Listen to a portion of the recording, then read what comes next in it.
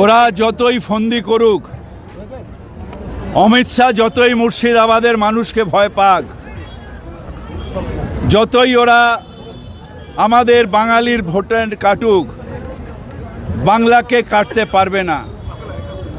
অ্যাডজুডিকেশনের মধ্যে দিয়েই আমরা ভারতীয় আমরা প্রমাণ করব এবং আমি আদালতকে বিশ্বাস করি। আদালত এবং ন্যায় কখনো অন্যায় করতে পারবে না। সংবিধান আমাদের এই অধিকার দিয়েছে, আমরা একসাথে থাকব। আমরা ভারতীয়, ভারতবর্ষের ভোট দেওয়া আমাদের অধিকার। আমরা কেউ ঘুষপেটিয়া নই, আমরা কেউ রোহিঙ্গা নই।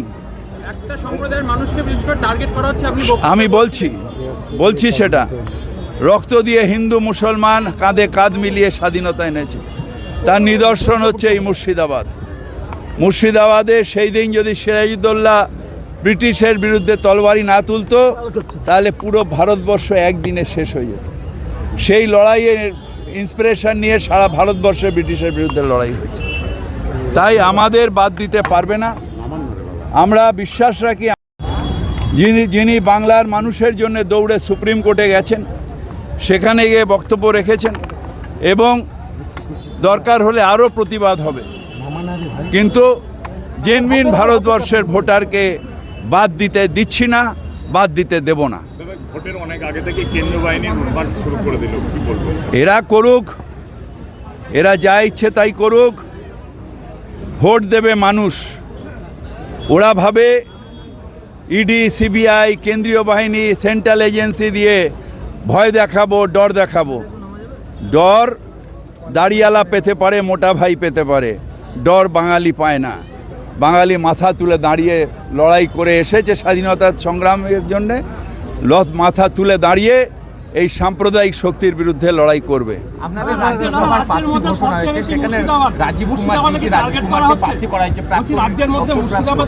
বিভিন্ন জায়গায় আমাদের টার্গেট করা হচ্ছে, বাঙালিকে কাটার অভিসন্ধি হচ্ছে, কিন্তু বাঙালি মাথা নত করতে জানে না।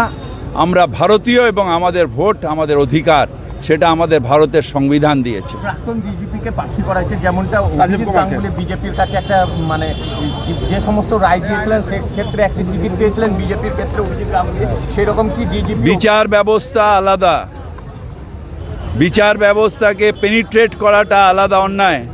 আর অনেক অফিসার এর আগে বিজেপিতেও রিটায়ারমেন্টের পরে অনেক অফিসার বিজেপিরও প্রার্থী হয়েছে, বিজেপির মন্ত্রীও এখনও আছে।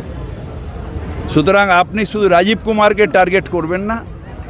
একটা মানুষ স্বাধীনভাবে তার দায়িত্ব পালন করে শেষ হয়ে গেল যখন, তারপরে সে যে কোনো দল করতে পারে, যে কোনো আদর্শে বিশ্বাস করতে পারে। তার যখন তে অন ডিউটি থাকে তখন নিশ্চিতভাবে তাকে নিরপেক্ষ থাকতে হবে। কিন্তু কেউ বিচারপতি আজকে রেজিগনেশন দিয়ে এসে আমি একটা দলের ক্যান্ডিডেট হলাম, এটা হচ্ছে অন্যায়, এটা হচ্ছে পাপ। দাদা, মুর্শিদাবাদ মামলাতে